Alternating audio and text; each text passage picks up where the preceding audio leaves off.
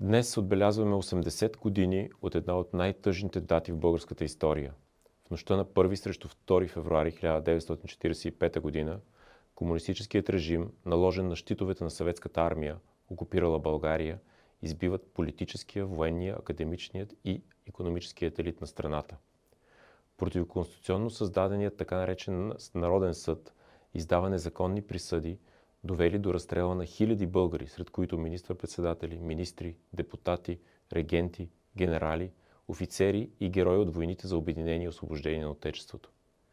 Това престъпление цели да унищожи политически и интелектуален потенциал на нацията и да прекъсне всякаква възможност за противопоставяне на диктатурата.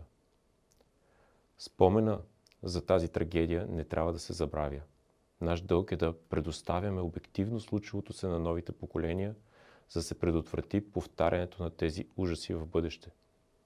Отдаваме почет на всички българи, които с цената на живота си и на тежки страдания, понесени от тях и от техните близки, се противопоставиха на налагането на комунистическата диктатура в България.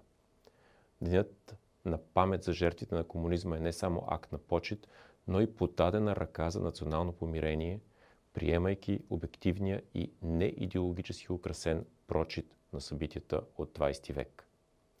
В демокрацията всеки има право на изразяване на своето свободно мнение, доколкото то не насажда омраза и насилие. Европейския парламент прие наскоро резолюция срещу фалшификацията на историята и този документ беше приет с огромно мнозинство и с подкрепата на Европейската народна партия, европейските социалисти, либерали, зелени и консерватори. В резолюцията се призовава за общоевропейска забрана за употребата на фашистки, национал-социалистически и съветски комунистически символи на обществени места, както и се призовават образователните институции в Европейския съюз да представят обективно историческите събития от миналия век. Ще си позволя да прочета дословно текста от приетата резолюция. Европейският парламент счита, че опитите на Русия за невярно представяне, преразглеждане и изкривяване на историята на Украйна, а и на Европа, подкопават колективната памет и идентичност на Европа като цяло и представляват заплаха за историческата истина, за демократичните ценности и за мира в Европа.